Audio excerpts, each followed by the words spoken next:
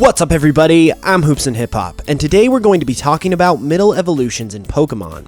Middle evolutions have been getting a bad rap recently, with many people saying that they're derpy and weird looking, especially when it comes to the starters. Well, even though there are some awesome middle evolution Pokemon, there are indeed some that are disappointing and leave more to be desired. So in this video, I am going to be counting down my top 5 worst middle evolution Pokemon. How much I like or dislike these Pokemon has a little bit to do with their ranking. However, I determined this list mostly on the factors of how disappointed I was with these Pokemon upon their evolution, and most importantly, these Pokemon are ones I feel I had to endure through as opposed to being able to actually enjoy on the way to their final evolution. If you enjoy the video, be sure to leave a like and subscribe for more, and without further ado, let's get started.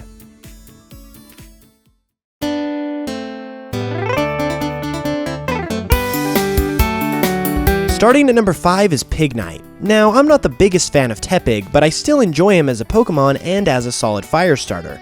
However, that changes a little bit once Tepig evolves into Pignite.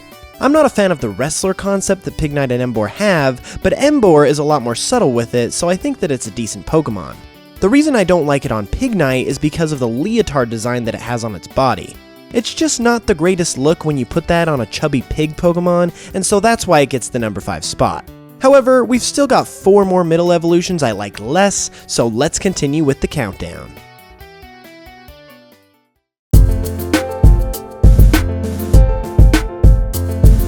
Coming in at number 4, we have Herdier. Now, Herdier and Stoutland are some of my least favorite Pokemon, so that's part of the reason why it's on the list. However, it's also on the list because I actually like Lillipup. It's cute, and it actually looks like a Pokemon. Herdier, on the other hand, looks more like the regular Yorkshire Terrier that it's based on, simply drawn in the Pokemon style. There isn't a lot of originality in its design to really make it look like a Pokemon. However, if you do happen to like Stoutland, Herdier shouldn't disappoint you too much, so that's why it's lower on the list. These next 3 Pokemon, however, might be a little bit harder to deal with.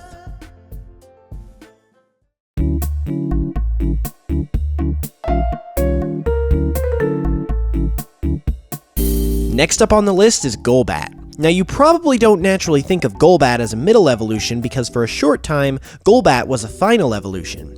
Since Generation 2 onwards, however, Golbat has served as the middle evolution between Zubat and Crobat. And while Crobat is awesome, Golbat is, well, just take a look at its sprite from Red and Blue.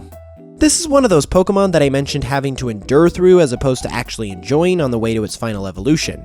Golbat is a Pokemon I simply have no interest in having on my team, but if I want a Crobat, I have no choice but to bite the bullet and survive through Golbat.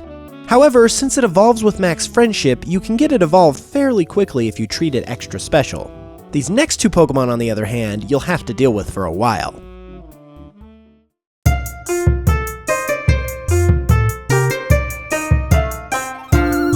Now at number 2, we have Shelgon, and this is a bit of an interesting pick for me. I don't dislike Shelgon at all, I certainly like it a lot more than Herdier. However, it's not exactly the coolest middle evolution in my opinion. When it comes to dragon types, and Pseudo Legendaries no less, you're really expecting a lot when you decide to train that Bagon for the first time. From there, you've got to train it to level 30 before you can get it to evolve, and once it does, what do you get? A ball with legs. Yeah.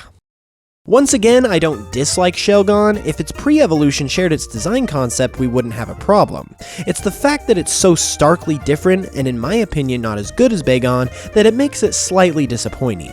On top of that, Salamence is really cool, so if you want one, you're gonna have to deal with 20 levels of Shelgon before you can evolve it at level 50, bringing back that endurance thing I talked about earlier.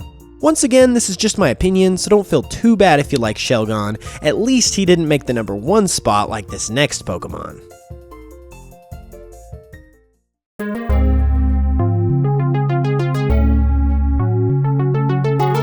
And the number 1 worst middle evolution, in my opinion, is Pupitar.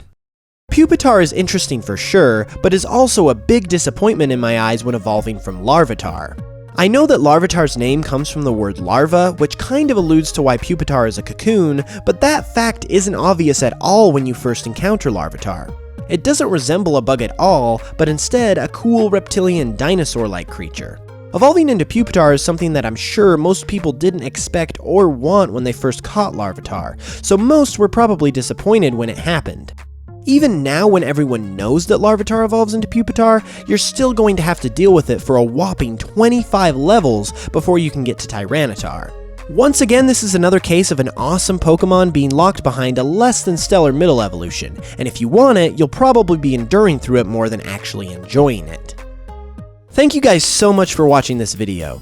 Once again, I don't dislike most of these Pokemon, and it's just my opinion, so if you believe there are other middle evolutions that are bad, feel free to let me know in the comments below. I'll be back with another video soon, and as always, I'll smell you guys later.